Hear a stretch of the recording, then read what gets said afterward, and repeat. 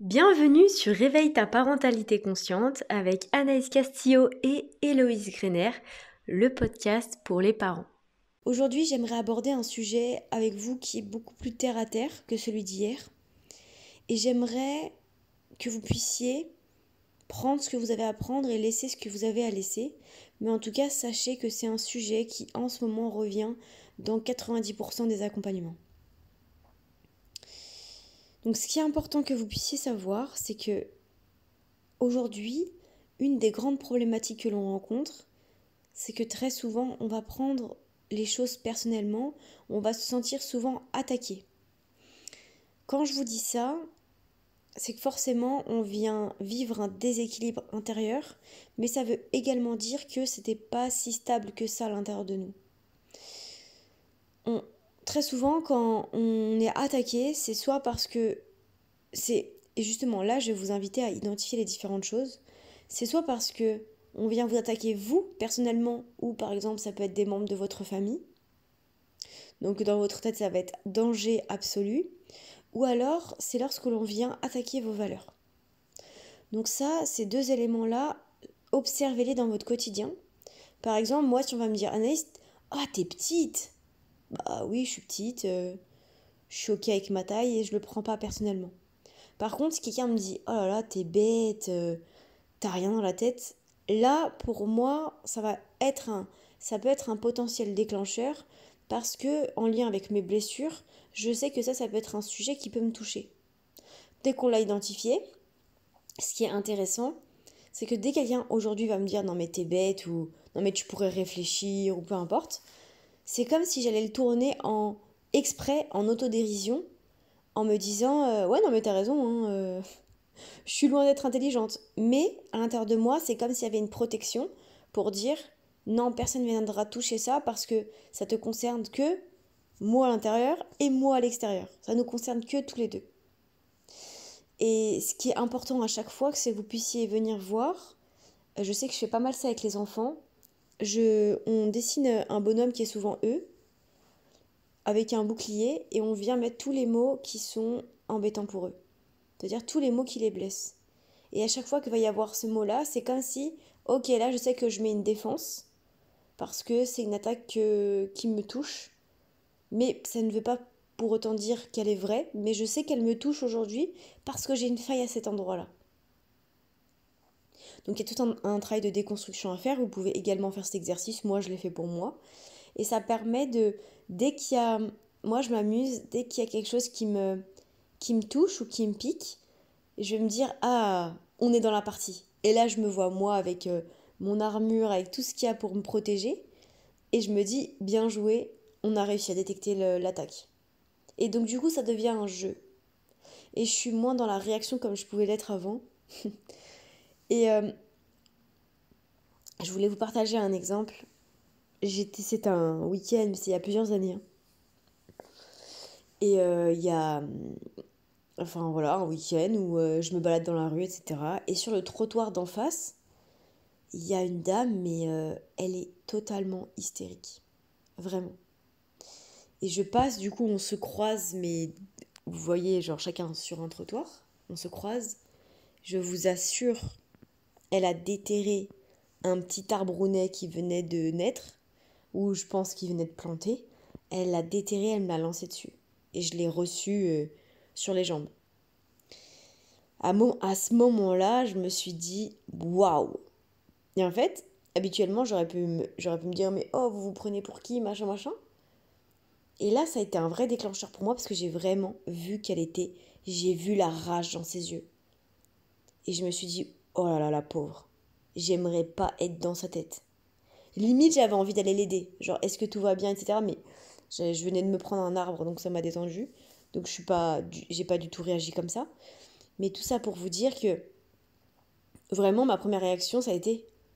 Enfin, la première, c'est oh, mais elle se prend pour qui? Et dès que je l'ai observée, je me suis dit oulala, la pauvre, j'aimerais pas être dans sa tête. Et ce oulala, la pauvre, j'aimerais pas être dans sa tête, c'est quelque chose qui me suit encore aujourd'hui. Et je vous expliquerai par la suite pourquoi. Donc ce qui va être important déjà, c'est de comprendre que notre réaction, elle va être différente en fonction des personnes que l'on a en face de nous. Ok? sachez que si jamais un moustique vous énerve, c'est probable que vous allez l'éclater contre le mur. Si jamais un rugbyman professionnel, pour en rajouter une couche, vous fait une remarque, il y a moyen que vous n'alliez pas vraiment vous frotter à lui. À moins que vous soyez complètement dans une zone de là c'est trop, énergie du désespoir, peu importe, même si ma vie en dépend, j'y vais. Mais sinon, la plupart du temps, on va se dire ok, on va se détendre. Sachez qu'en famille, on connaît exactement les réactions des personnes avec qui on vit. Ça veut dire que moi, je savais exactement comment ma mère allait réagir en fonction de son humeur. On se connaît par cœur les uns et les autres. Et je vous dis ça parce que ça a un impact dans le sens où c'est probable qu'on se permette plus de choses en famille qu'à l'extérieur. Parce qu'en famille, de toute manière, on sait comment l'autre va réagir. Donc, entre guillemets, on ne prend pas vraiment de risques.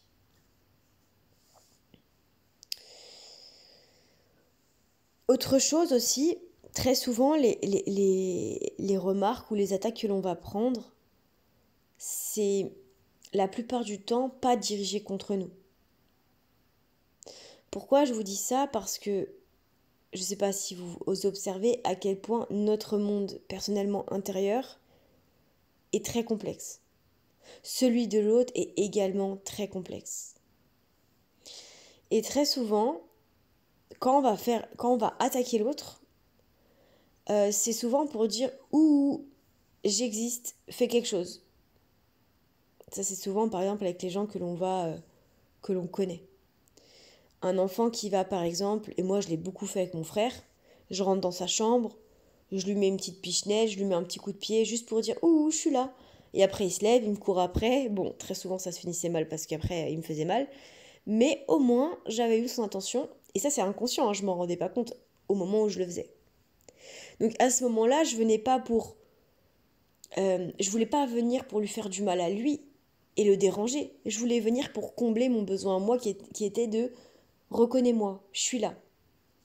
Donc ça c'est très important à reconnaître.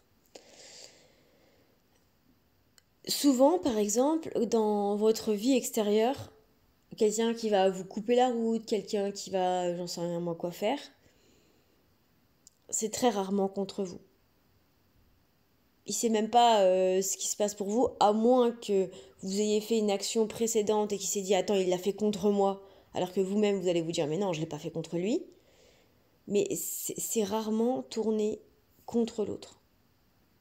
Et ça, c'est très important de le comprendre et de le capter, parce que plus on prend en compte ça, et plus on va pouvoir se concentrer sur ok, c'était pas contre moi, et pourquoi je l'ai pris comme ça? On le prend très souvent pour une attaque personnelle.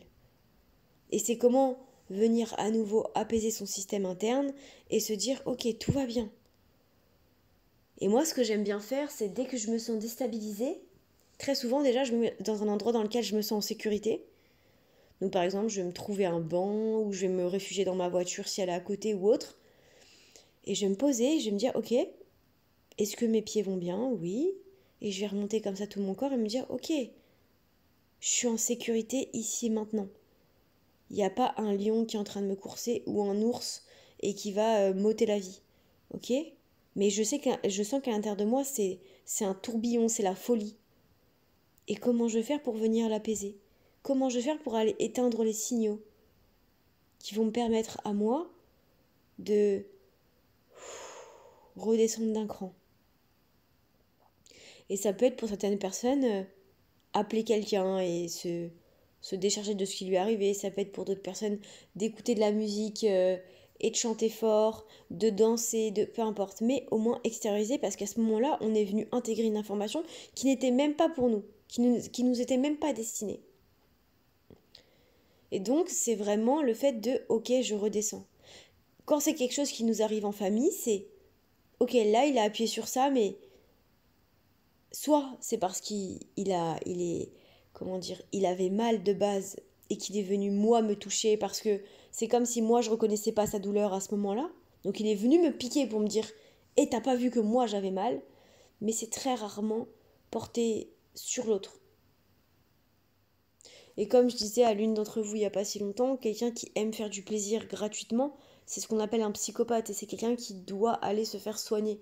Mais la plupart du temps, il n'y a rien qui est gratuit, il n'y a rien qui est... Ouais, c'est pas d'instinct comme ça, vas-y, j'ai décidé de te faire du mal, je vais le faire. Non, c'est soit qu'il y a une douleur interne, soit que bah, l'autre il est complètement psychopathe et que finalement il prend plaisir à faire du mal à l'autre. Donc voilà, j'espère que je suis claire par rapport à ça. En famille, il y a souvent cette croyance que t'es censé me connaître et moi je suis... T'es censé connaître mon mode de fonctionnement et moi je suis censé connaître ton mode de fonctionnement. Par exemple, je vous dis n'importe quoi, une maman qui va dire aux enfants, bon, dès que je rentre, je veux que le lave-vaisselle il soit vidé, le linge il soit étendu, commencer à m'éplucher les carottes ou je ne sais quoi. Là, pour la maman, c'est vraiment une demande, s'il vous plaît, aidez-moi à me décharger de ma charge mentale, comme ça, dès que je rentre, moi, je peux me poser et je peux être bien. Un enfant, il le voit pas du tout comme ça. Il comprend même pas que ça, c'est possible, qu'elle puisse ressentir ça. Et lui, ça va juste être, oh punaise, elle arrive dans 5 minutes, vite, vite, vite, pour pas que je me fasse engueuler. Mais à ce moment-là, l'enfant ne comprend pas pourquoi est-ce que le parent a demandé ça et les enjeux que ça coûte pour lui. Et inversement, la maman, elle va dire, mais attends, t'avais que ça à faire, pourquoi est-ce que t'as pas fait? Alors que l'enfant, il va dire, mais non, moi, je suis, entre guillemets, moi, j'ai fait ça, j'ai fait ça, j'ai fait ça. Et il y a une notion de, mais attends, mais c'est moins important ce que t'avais à faire toi que moi, ce que j'avais à faire. Et les deux personnes voient les choses de la même manière. Et dès que l'on commence à comprendre véritablement le monde de l'autre, qui évolue tout le temps parce qu'on évolue nous-mêmes, alors il y a beaucoup moins d'incompréhension et beaucoup moins de friction, puisqu'on comprend pourquoi. Pourquoi t'as fait ça alors que tu sais que j'aime pas que tu le fasses? Est-ce que c'est pour m'embêter? Est-ce qu'il y a quelque chose derrière? Et par exemple, un exemple sur les écrans, très souvent les parents vont dire oui bon, après ça tu coupes. Très souvent, donc les enfants, soit ils vont pas couper, soit ils vont avoir du mal à couper, ils vont pas comprendre, entre guillemets, cette injustice, parce qu'ils ne comprennent pas pourquoi c'est si important. Et même si vous leur expliquez, oui, c'est pour ton cerveau, etc., etc., ils ne comprennent pas. Et c'est comment, par des expériences qu'on appelle émotionnelles correctrices, on va leur faire comprendre ça. Et des expériences émotionnelles correctrices, c'est comment faire en sorte que ça puisse s'ancrer en lui, qu'il puisse voir. Un exemple, putain, je suis déjà à 13 minutes, je parle beaucoup trop. Par exemple, un enfant qui, je vous dis n'importe quoi, qui a tout chez lui mais qui se rend pas compte. Moi, j'ai déjà vu ça comme expérimentation. Des parents qui l'emmènent dans un pays pauvre dans lequel les enfants côtoient d'autres enfants et voient dans quel milieu est-ce qu'ils vivent. Ça va leur permettre de changer leur vision du monde. Et au même titre que nous en tant qu'adultes. En tant qu'adultes, on se rend même pas compte très souvent qu'on a tout le confort. Et c'est comment, à chaque fois, faire des retours sur l'expérience émotionnelle correctrice. Tout le temps, tout le temps, tout le temps. À partir du moment où il n'y en a pas, un enfant va considérer que ce qu'il vit, c'est normal. Donc souvent, ce qui se crée dans les familles, ou même à l'extérieur, c'est de l'incompréhension. Et ce dont a besoin une famille, c'est un sentiment d'appartenance. C'est, mais attends, on a été éduqués par les mêmes parents, pourquoi est-ce que toi, t'as pas les mêmes valeurs que nous? Et c'est bizarre de se dire ça, parce qu'on se dit, mais attends, mais il n'appartient pas au clan. Et c'est comment faire pour vraiment comprendre véritablement cette personne-là. Et parfois, vous allez voir qu'il y a beaucoup plus de choses qui se ressemblent que ce qui s'écarte. Donc voilà, ce sentiment d'appartenance, il est important. Donc ce qui va être important, c'est vraiment, quand vous voyez un inconnu qui vous fait une queue de poisson, moi ce que j'aime bien faire, c'est toujours me dire, oh le pauvre, ou oh la pauvre. Et me dire, attends, pourquoi elle fait ça? Pourquoi il fait ça? Il a un problème, là il a besoin d'évacuer quelque chose, ou alors c'est quelqu'un qui est jovial, qui a toujours besoin de faire des blagues ou d'en faire trop parce que, je sais pas. Je me mets à faire des suppositions. Pourquoi? Parce que déjà c'est quelqu'un qu'on ne connaît pas donc on s'en fiche, mais en plus parce que moi ça m'apaise à l'intérieur de moi. Et ensuite, quand c'est vraiment en famille, c'est comprendre véritablement le monde de l'autre et lui permettre de comprendre son fonctionnement. Et ça demande de se détacher de ses propres attentes, de ses propres jugements et de vraiment aller capter au fond ce qui se passe. J'espère que vous avez aimé ce nouvel épisode de Réveille ta parentalité consciente avec Anaïs Castillo et Héloïse Grener, notre podcast. J'espère sincèrement que vous avez pris autant de plaisir à l'écouter que nous avons eu à vous le partager.